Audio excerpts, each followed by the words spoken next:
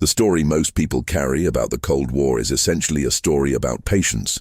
Two superpowers sitting across a table, never quite pulling the trigger, managing their hostility through diplomacy and restraint until one side simply ran out of money and collapsed. It is a reassuring story.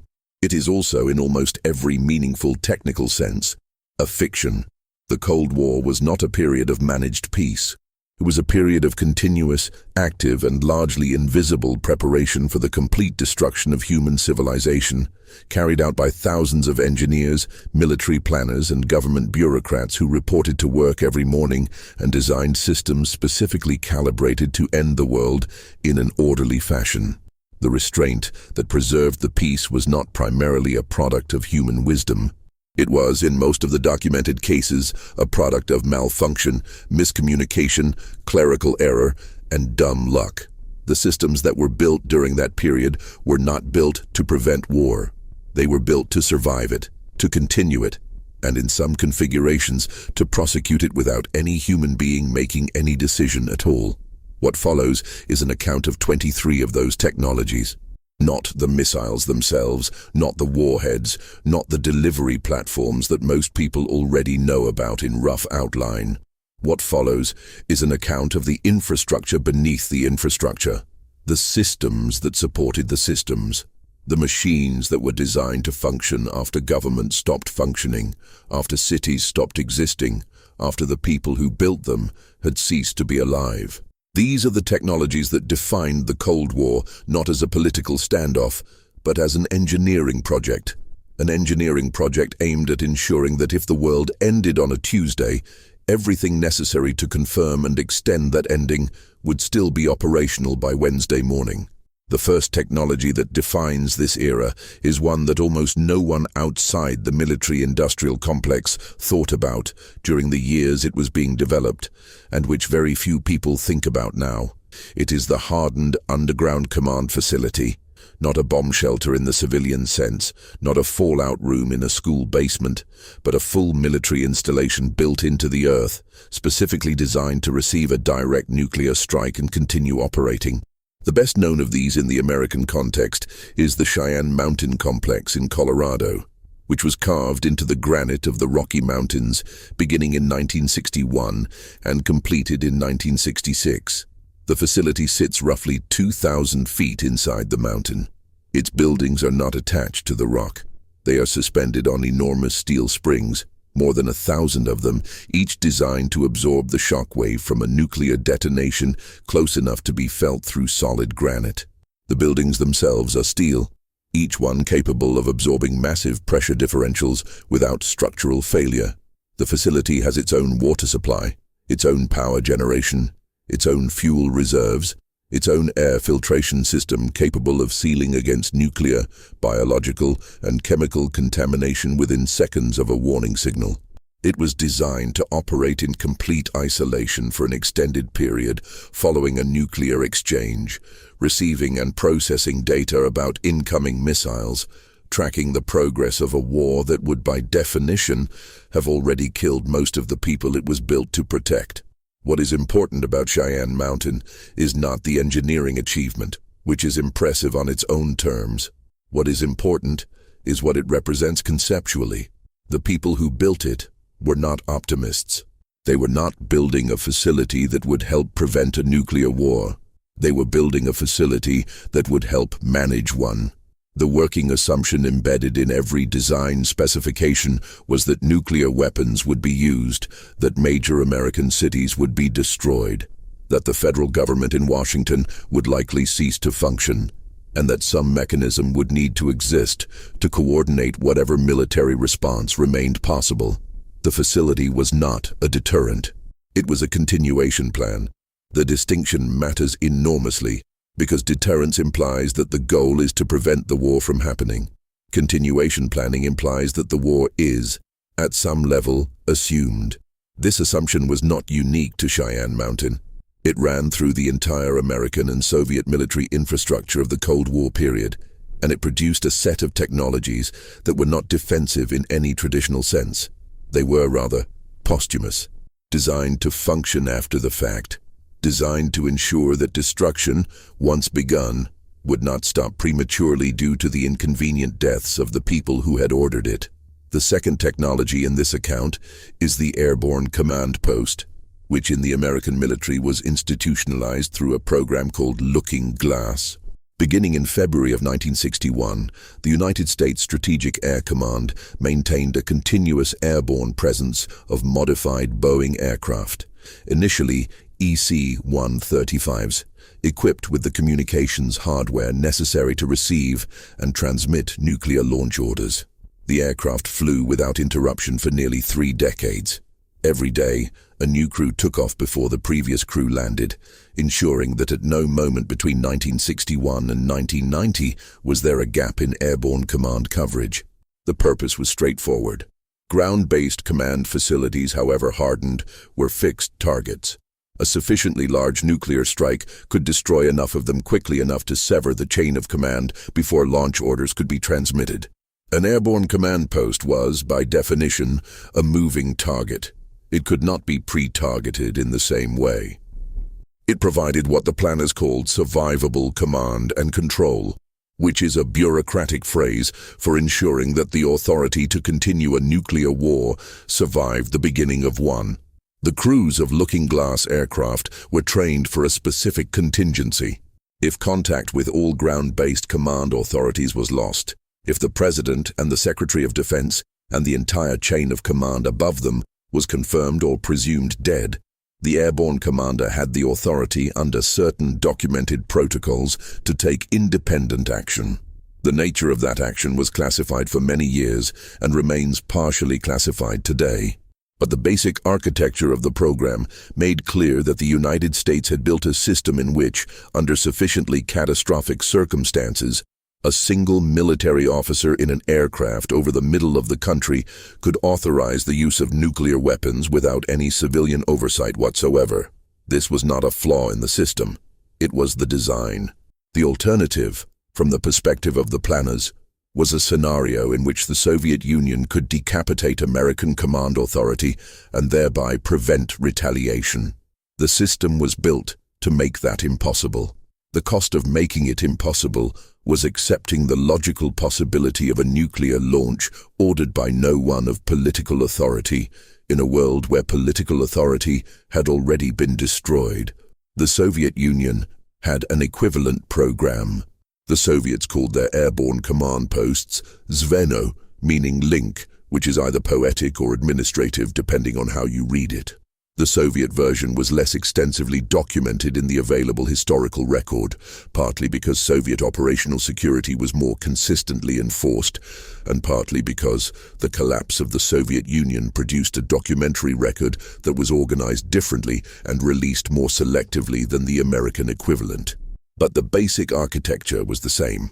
Aircraft, constant rotation, delegated authority, a system built on the premise that the war would happen and that someone needed to be positioned to manage it from above the debris.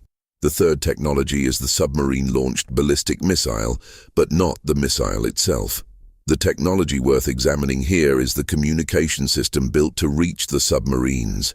A ballistic missile submarine is, in operational terms, defined by its invisibility. It sits at depth, it moves slowly, it maintains radio silence. Its deterrent value depends entirely on the enemy not knowing where it is, because an enemy who knows where it is can destroy it before it launches. The submarine is, in this sense, the most purely defensive nuclear weapon in the arsenal. Its entire strategic rationale is based on its ability to absorb a first strike and retaliate. But a submarine that cannot receive orders is, from the command perspective, a liability. If it launches without authorization, it starts a war.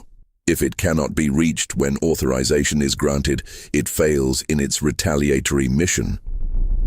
The problem of communicating with a submerged submarine is therefore one of the central technical challenges of the Cold War, and the solutions that were developed tell you something important about the period.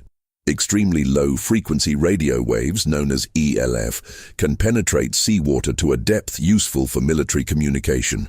The frequency range involved, between 3 and 30 Hz, means that the antenna required to transmit those signals needs to be extraordinarily long. The United States built two ELF transmitters, one in Wisconsin and one in Michigan, with antenna systems that stretched for miles. The Soviet Union built a comparable facility on the Kola Peninsula. The bandwidth available through ELF transmission is extremely narrow. You cannot send complex messages at ELF frequencies. You can send a short code, a bell, a signal that tells a submarine commander to surface and receive further instructions, or in some configurations, a signal that itself constitutes an authorization. The system was designed with this constraint built in, which means it was designed around the assumption that in the communications environment following a nuclear exchange, brevity would be necessary, that most of what needed to be communicated could be reduced to a single code group, that the entire decision, the entire weight of authorization for the use of weapons capable of killing millions of people could be compressed into something that fit through a channel with less bandwidth than a telegraph. The fourth technology is the nuclear weapon storage and security system, specifically the development of permissive action links, known as PALs. This technology deserves particular attention because its history reveals something about the internal politics of nuclear weapons management that is rarely discussed in the popular understanding of the Cold War. In the early years of the nuclear age, American nuclear weapons did not have electronic locks. The weapons were under the physical control of the military, and the military could, in principle, use them without specific presidential authorization. The civilian leadership of the government was aware of this problem and uncomfortable with it, but changing it required confronting a military culture that regarded civilian interference in targeting and deployment decisions with considerable suspicion. The installation of permissive action links, electronic codes that had to be entered correctly before a weapon would arm, was resisted by parts of the military establishment on the grounds that it complicated the rapid employment of weapons in a crisis.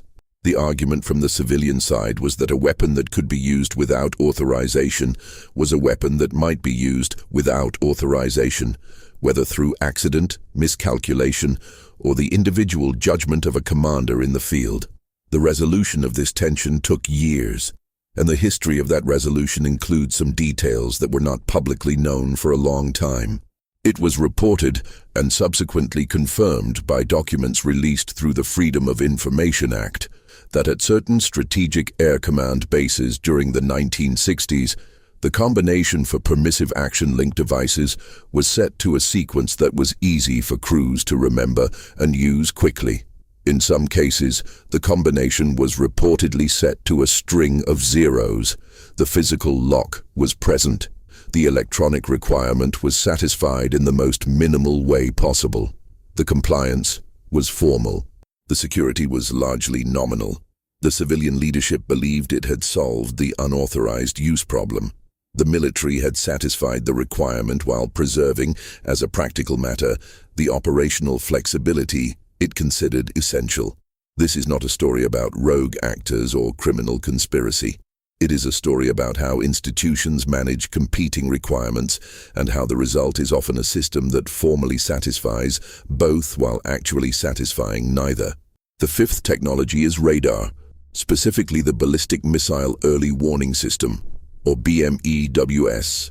Constructed in the late 1950s and early 1960s at sites in Thule, Greenland, Clear, Alaska, and Fylingdales, England, BMEWS was designed to detect Soviet intercontinental ballistic missiles launched from Soviet territory and provide warning before those missiles arrived. The warning time it provided was measured in minutes, not hours, not days, minutes.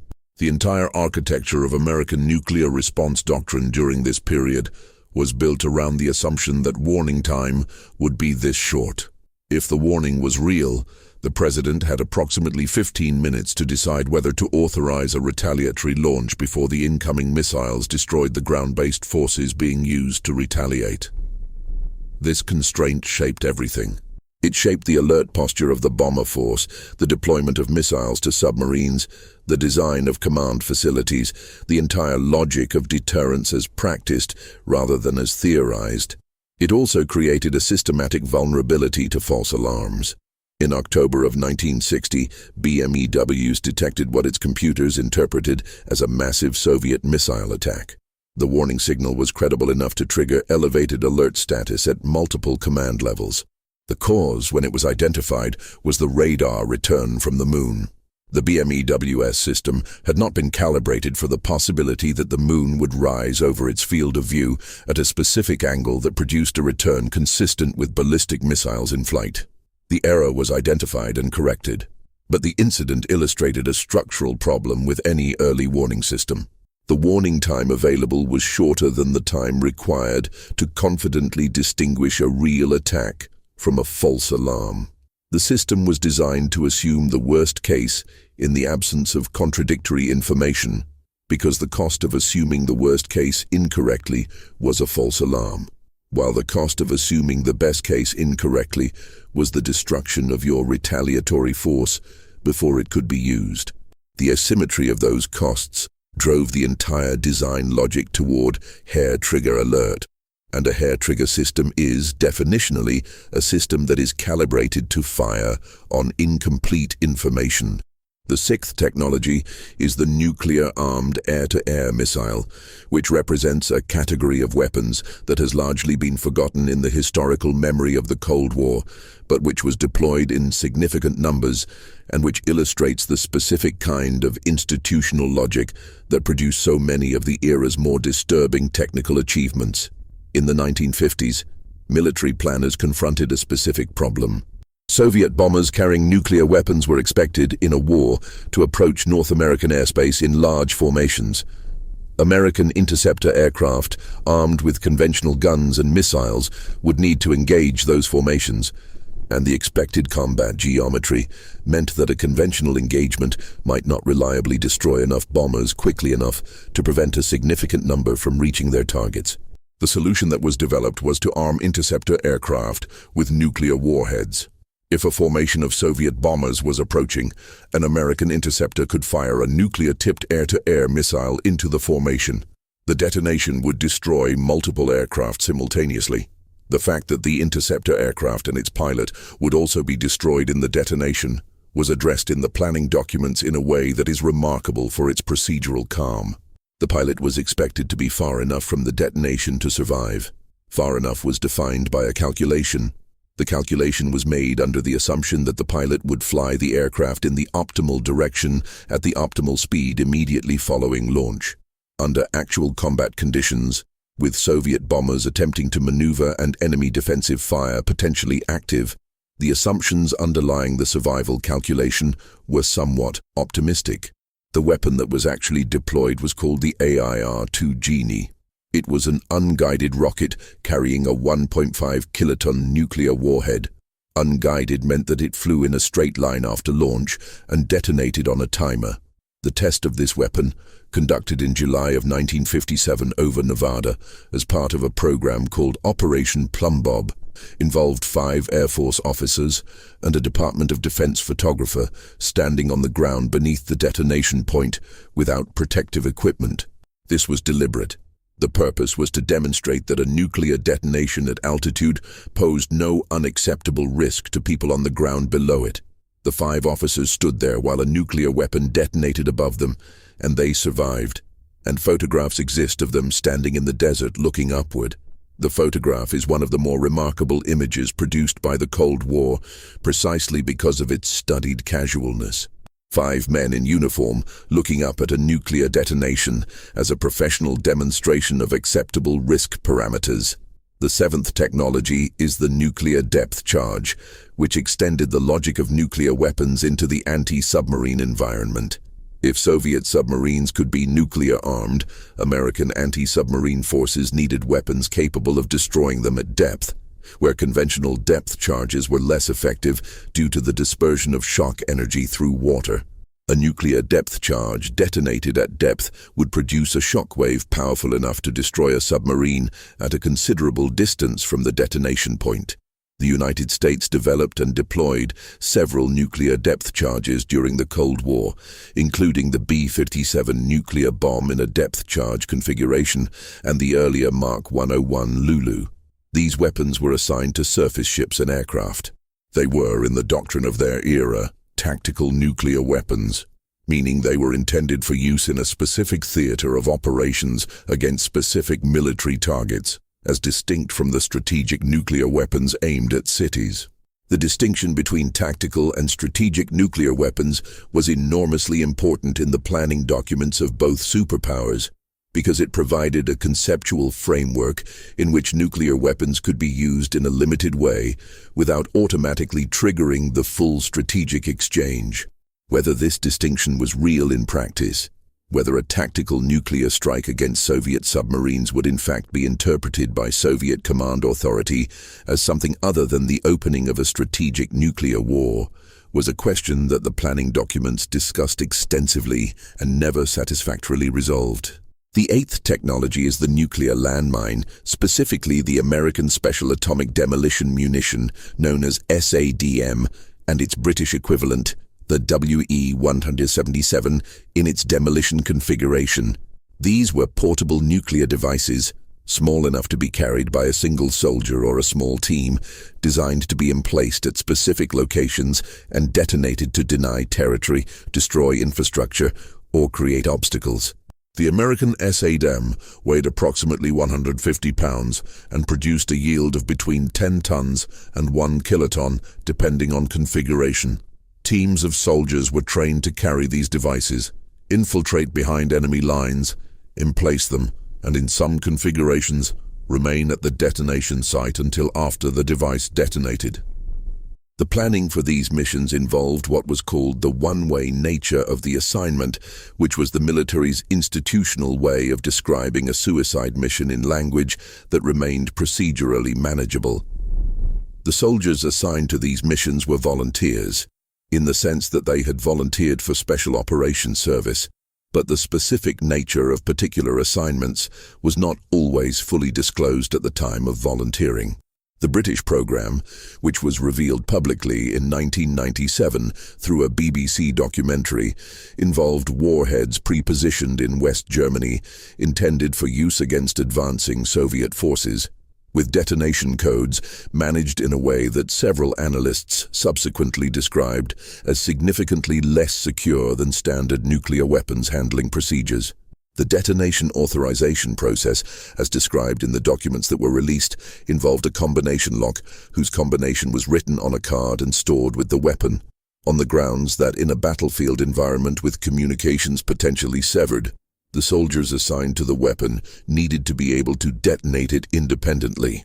The ninth technology is the nuclear-powered aircraft project, specifically the American Aircraft Nuclear Propulsion Program, which ran from 1946 to 1961 and represents one of the more extraordinary engineering commitments of the early Cold War period.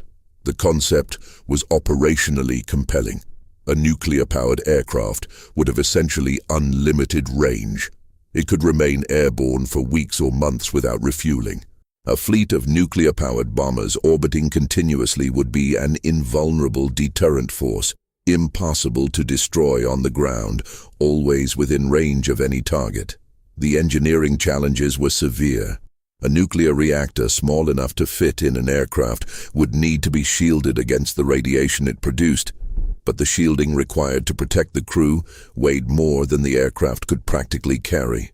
Various solutions were explored, including accepting higher radiation doses for the crew, using the aircraft structure as partial shielding, and developing new reactor designs with reduced shielding requirements.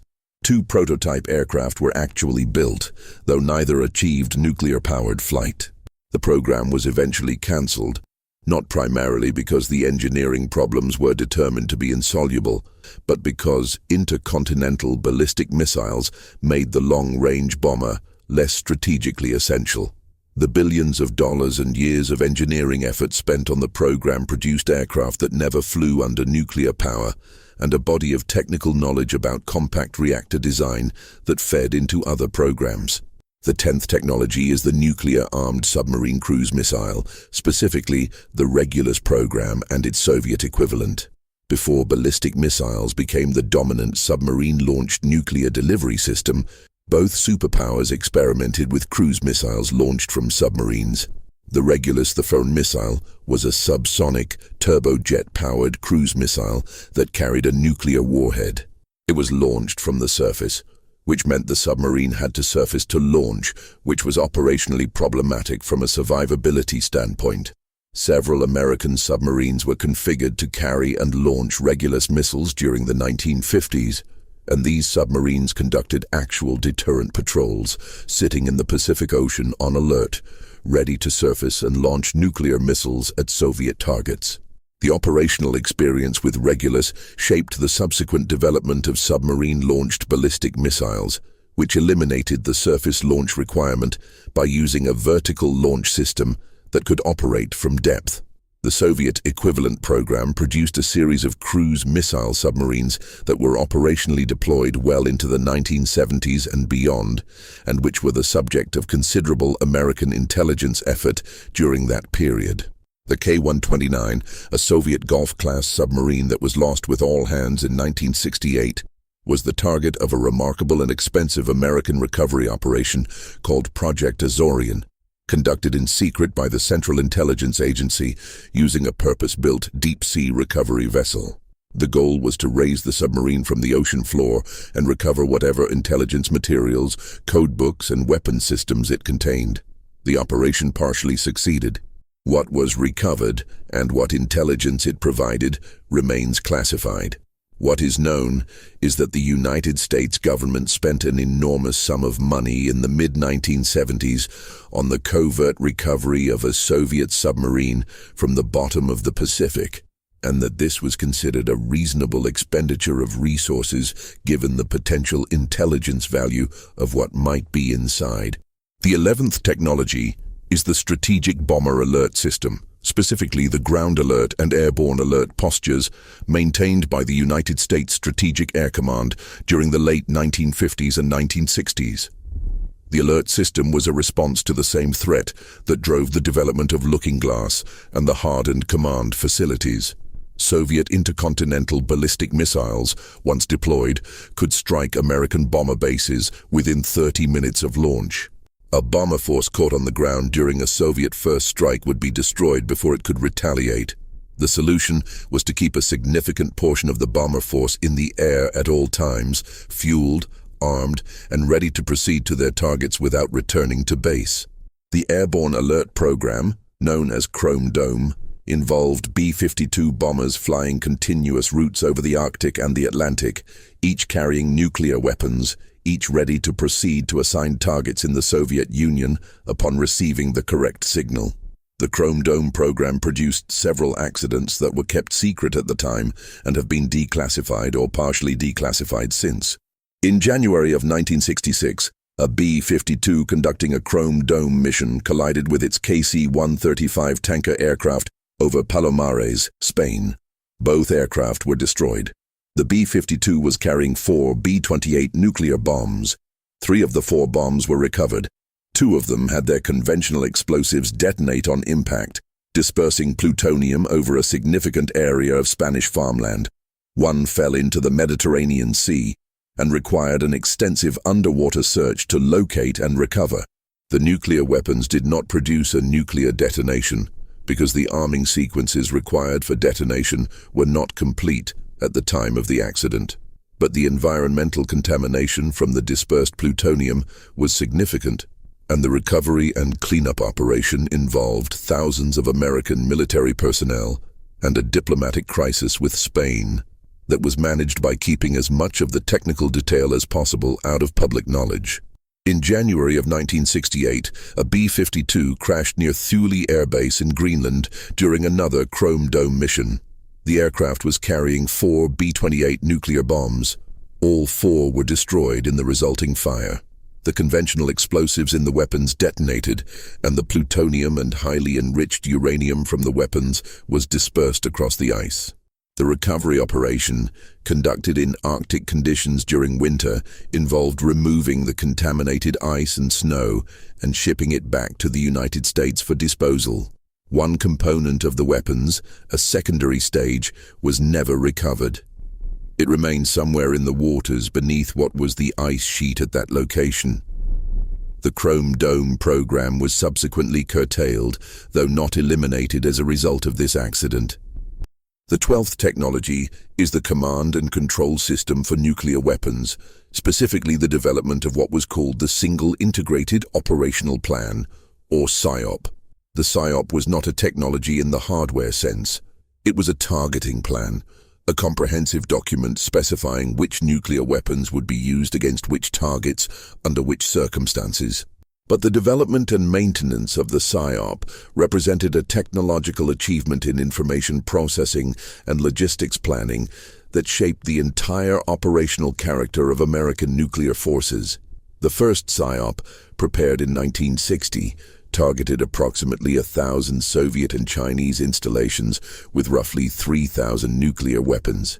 The plan was briefed to President Eisenhower shortly before he left office, and by several accounts, his reaction was one of considerable distress.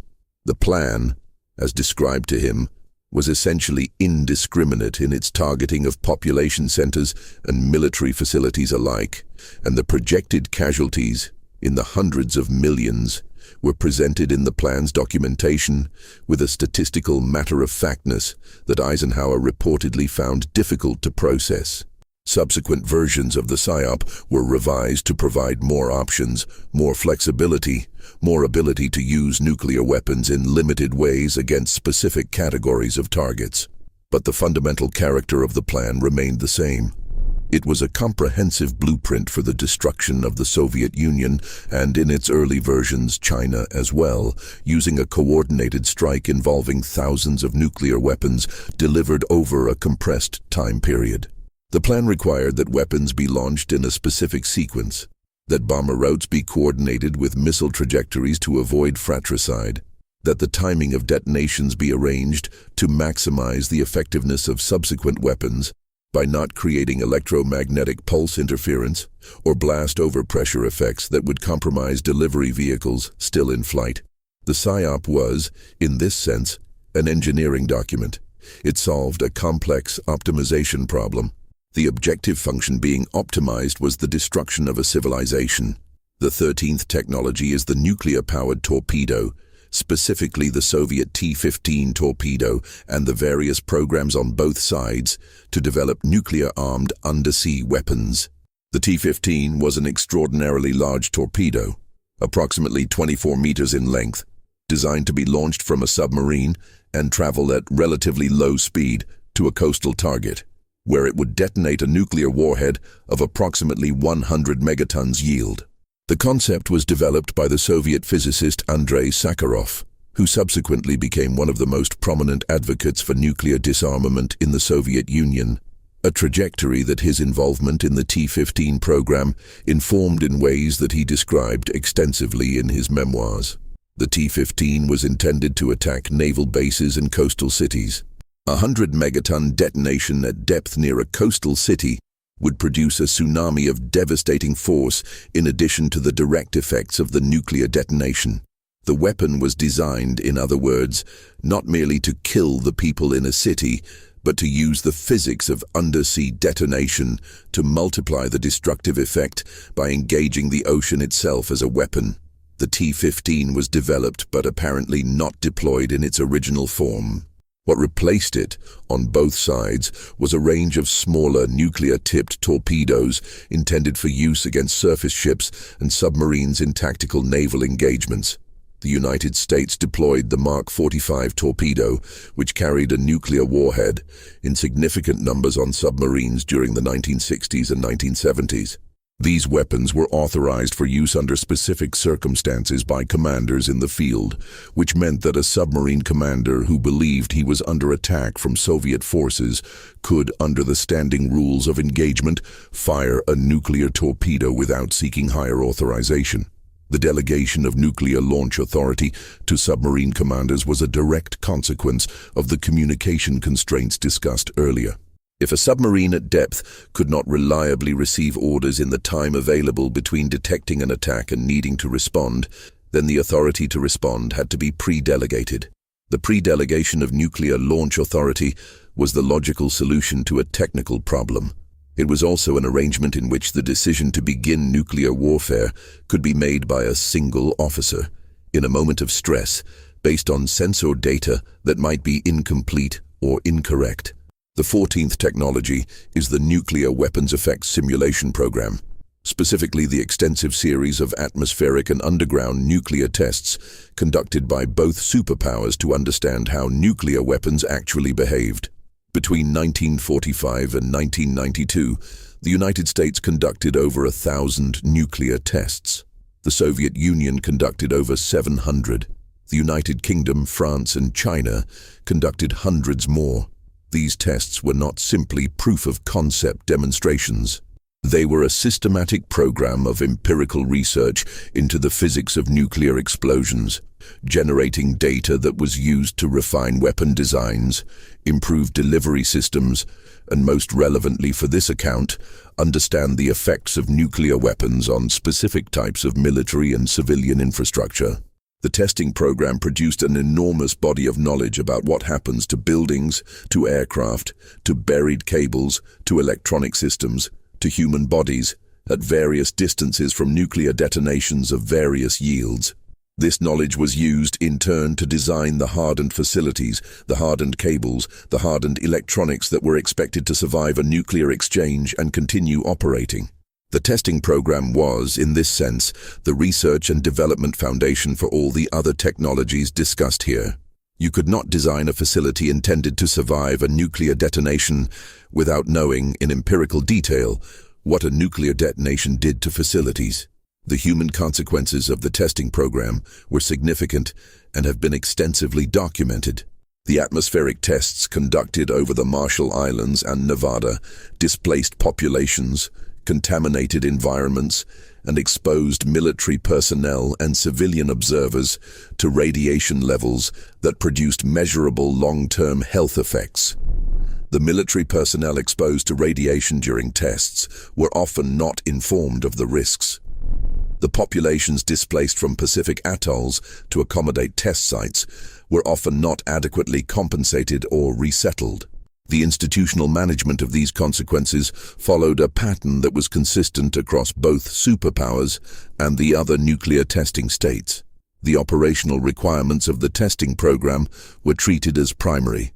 The human costs were treated as secondary, acknowledged in internal documents, managed administratively, minimized in public communications, and where possible classified. The 15th technology is the Nuclear Weapons Safety System, known as the Environmental Sensing Device, or ESD. As the nuclear weapons stockpile grew and weapons were deployed to an increasing number of locations, on aircraft, on submarines, on surface ships, in missile silos, in storage sites around the world, the probability of accidents involving nuclear weapons increased in proportion to the number of weapons and the variety of environments they were placed in. An aircraft crash could subject a nuclear weapon to fire, impact, and in some configurations, the accidental completion of arming sequences that were not intended to be completed. An ESD was a sensor built into the weapon that monitored environmental conditions and prevented arming, unless conditions consistent with intentional deployment were met. A weapon in the middle of a fire should not register the environmental signature of a weapon in the bomb bay of an aircraft about to attack a target. By building sensors that checked for the specific environmental conditions associated with legitimate use, the designers added a layer of protection against accidental detonation. The development of environmental sensing devices illustrated a recurring pattern in nuclear weapons engineering. Each safety innovation was designed to address a specific failure mode. Each failure mode had been identified through analysis of accidents that had actually occurred, or near accidents that had been documented, or theoretical failure scenarios that engineers had constructed. The safety systems were therefore reactive, built in response to demonstrated problems rather than anticipatory of problems not yet encountered. The history of nuclear weapons accidents in the unclassified record, which is almost certainly a subset of the actual history, suggests that the rate at which new failure modes were discovered was substantial. The weapons were complex enough and deployed in varied enough conditions that the probability of encountering novel failure scenarios was not trivial. The 16th technology is the Soviet dead hand system, known in Russian as perimeter, which was developed in the early 1980s and represents perhaps the most consequential single development in the entire history of nuclear command and control. The dead hand system was designed to solve a specific problem. Soviet leadership was concerned that a coordinated American first strike might destroy the Soviet command authority so rapidly and completely that no authorized launch order could be transmitted before all Soviet missiles were destroyed on the ground. The solution was to build a system that could detect the indicators of a nuclear attack and, if the normal command authority was unresponsive, transmit launch orders automatically. The perimeter system included seismic sensors, radiation detectors, and pressure sensors distributed across Soviet territory. It included a command bunker staffed by duty officers. It included a dedicated communication system linking to missile silos. And it included, at its core, a logic system that could evaluate sensor inputs, determine that a nuclear attack was underway, determine that normal command authority was not responding, and transmit launch authorization signals to surviving Soviet missiles. The system was not fully automatic in the sense of requiring no human involvement whatsoever. It required a human operator in the command bunker to activate it, and the activation was supposed to happen only under specific conditions. But once activated, if the system's sensors detected attack indicators and its communication systems received no signal from the normal command authority, it could proceed to transmit launch authorization without further human input. It was, in operational terms, a machine that could start a nuclear war. It was built by human beings, authorized by a government, staffed by soldiers who had agreed to work in a facility whose purpose was to ensure that a nuclear war, once started, could not be stopped by killing the people who started it. The Soviet government did not officially acknowledge the existence of perimeter until after the Cold War ended. Its existence was reported by a former Soviet officer in 1993 and subsequently confirmed by additional sources. American officials who learned of its existence reportedly found the system alarming, not because it was technically irrational, but because it was technically rational. It solved with considerable engineering sophistication the problem it was designed to solve. A system designed to guarantee retaliation does, in principle, strengthen deterrence by ensuring that no first strike can eliminate the possibility of response. The problem is that a system designed to guarantee retaliation does not distinguish between a genuine first strike and a false alarm. It is calibrated to treat the worst-case scenario as the default interpretation of ambiguous data. In the words of one analyst who examined the system's design, the perimeter system was a machine that had been optimized to die angry. The 17th technology is the nuclear-armed satellite system, specifically the Soviet Fractional Orbital Bombardment System, known as FOBS, which was deployed in the late 1960s and represents a direct response to American early warning architecture. FOBS worked by launching a nuclear warhead into a low Earth orbit that brought it toward its target from the south rather than the north. The American BMEW's radar network was oriented to detect missile launches from Soviet territory following the trajectory that Soviet intercontinental ballistic missiles would naturally take, which involved a path over the Arctic. A weapon approaching from the south on a fractional orbit would not appear on BMEW's radars until it was very close to its target. The warning time for the ground-based command facilities and the bomber force would be drastically reduced. From the Soviet perspective, FOBS was a tool for compressing the American decision-making window to the point where rational deliberation became impossible. From the American perspective, FOBS was evidence that the Soviets were developing the capability to conduct a decapitating first strike against American command authority. The American response was to accelerate hardening, increase reliance on submarine-based forces that could not be targeted by FOBS, and develop additional early warning capabilities, including space-based infrared sensors that could detect the heat signatures of rocket launches from anywhere on Earth.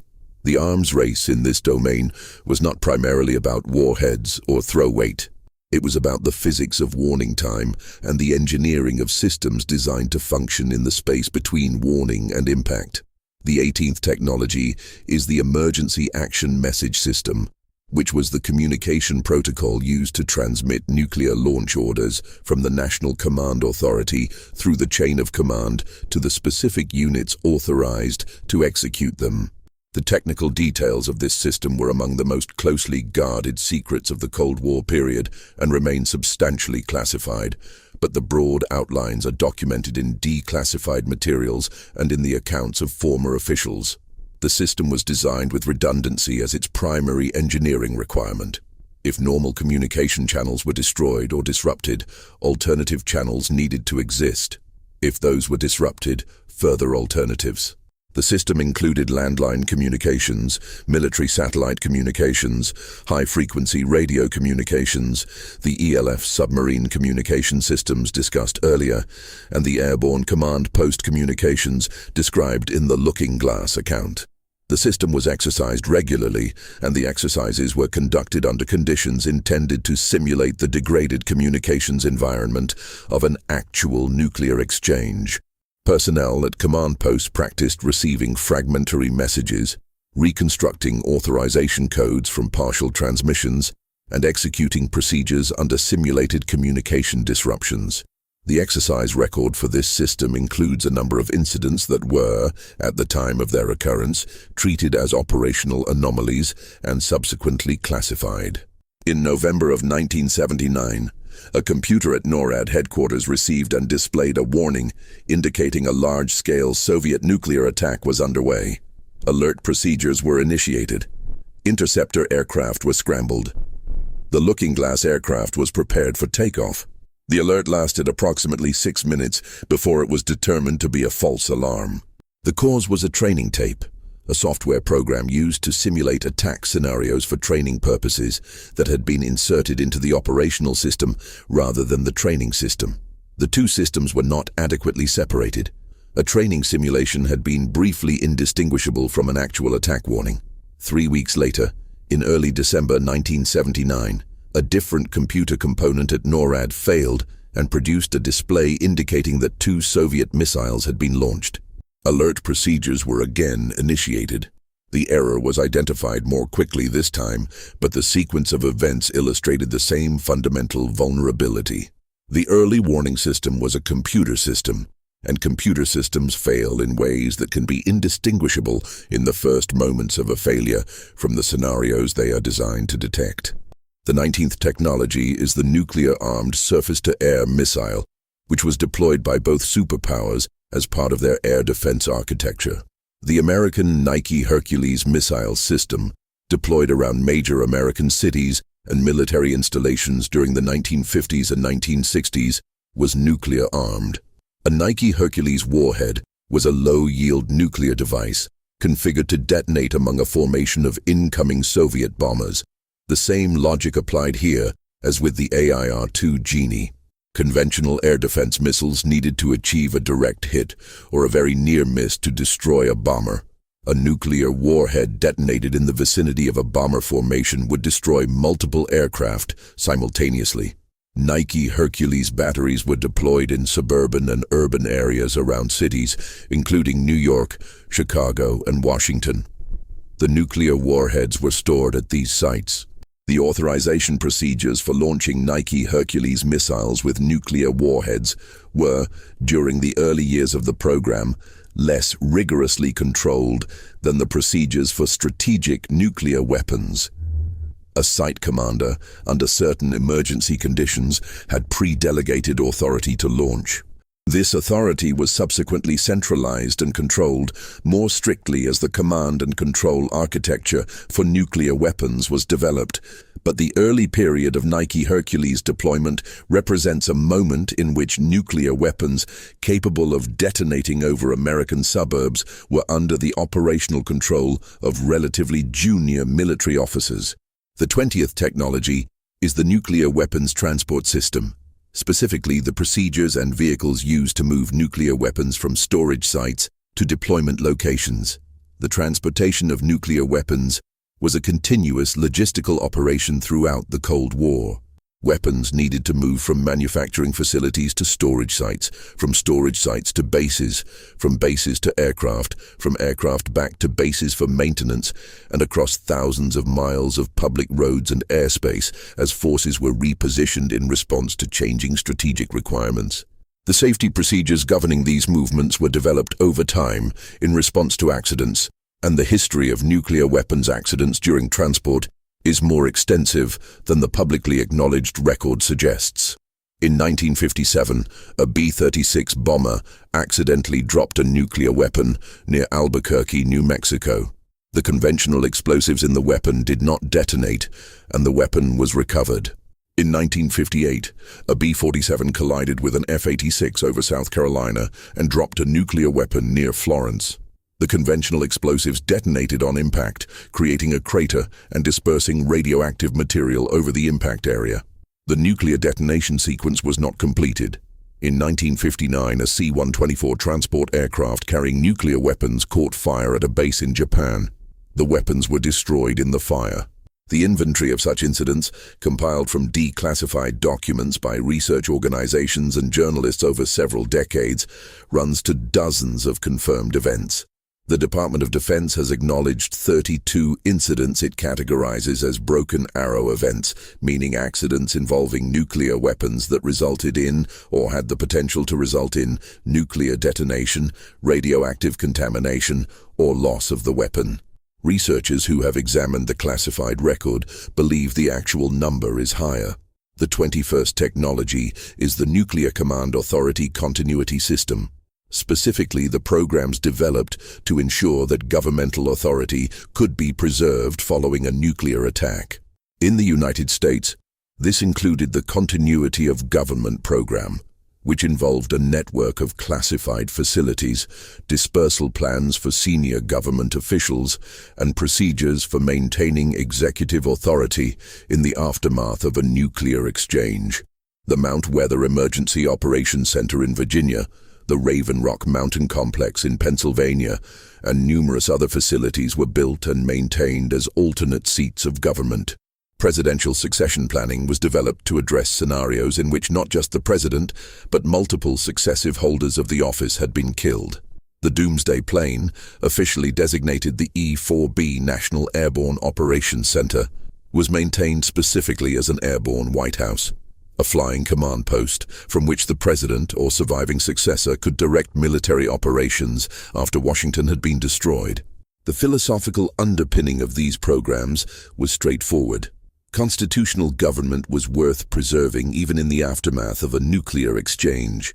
The authority to command the military, to negotiate a ceasefire, to manage whatever post-war order might be possible, needed to rest with some identifiable governmental authority. The practical reality of the continuity of government programs was more complicated.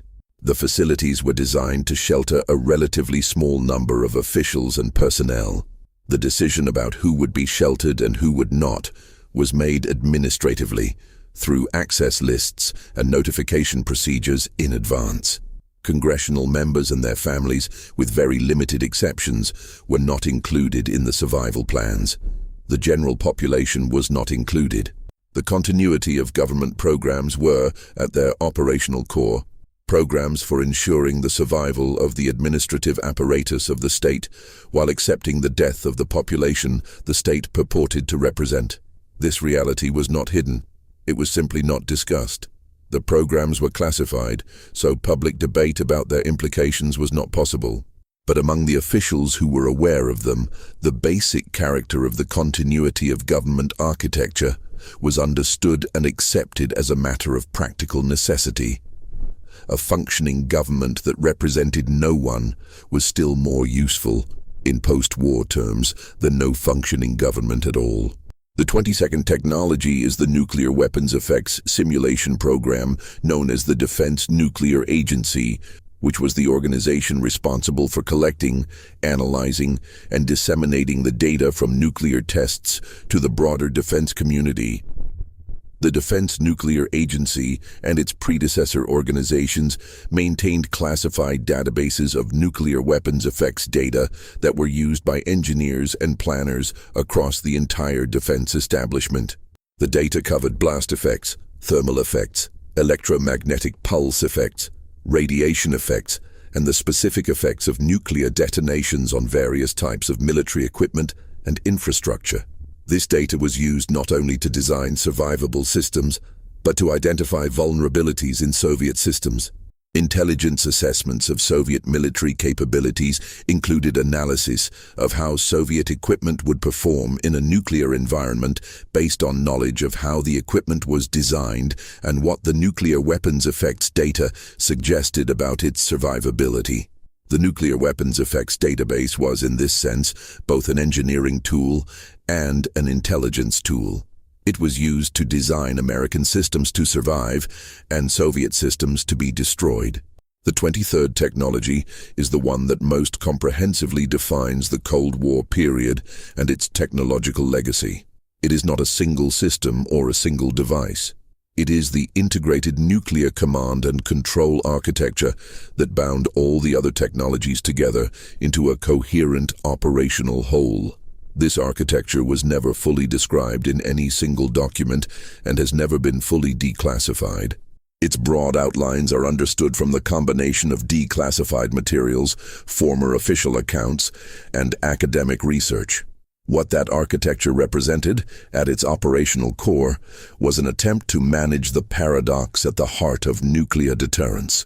The paradox is this: deterrence requires that your adversary believe you will actually use your nuclear weapons if attacked. A deterrent that is not credible is not a deterrent. To be credible, the weapons must be deployed in a condition that allows them to be used quickly, before an incoming attack destroys them. But a weapon system that can be launched quickly is a system that can be launched accidentally, or in response to a false alarm, or by an actor who has been given pre-delegated authority and exercises it in a moment of stress based on incomplete information. The safer you make the weapons from accidental use, the less credible the deterrent. The more credible the deterrent, the less safe the weapons. The Cold War command and control architecture was an attempt to live in this paradox without resolving it. Each innovation in safety produced a corresponding innovation in the procedures needed to maintain credibility. Each improvement in early warning systems created new opportunities for false alarms. Each expansion in the number of weapons and delivery systems increased the complexity of the coordination problem and multiplied the opportunities for error. The architecture was not a solution to the nuclear paradox.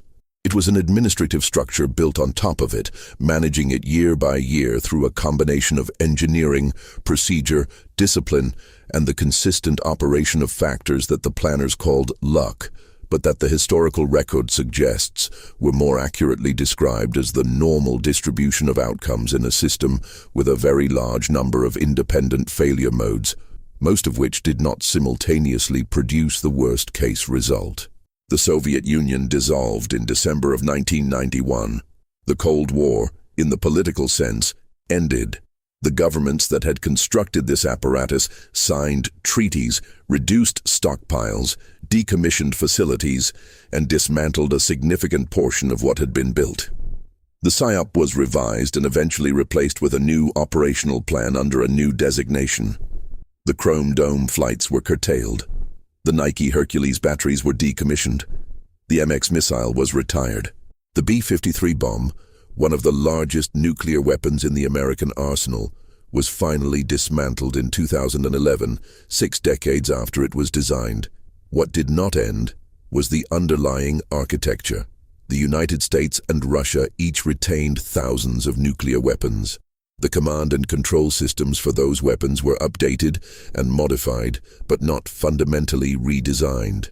The submarines remained on patrol. The land-based missiles remained in their silos on alert status. The airborne command post program continued. The continuity of government facilities remained staffed and operational. The early warning satellites continued to track missile launches from orbit. The permissive action links continued to be installed in weapons, though with considerably more robust codes than the zeros of the 1960s. The perimeter system, the Soviet dead hand, was not decommissioned with the Soviet Union. The Russian Federation inherited it and, according to available sources, maintained it in operational status. The logic that produced it had not changed. The vulnerability it was designed to address had not been eliminated. The system that a Soviet engineer had designed to ensure that a nuclear war could not be ended by killing the people who started it continued to sit in its bunker, monitoring its sensors, waiting for conditions that would require it to act. The Cold War ended. The systems it produced did not.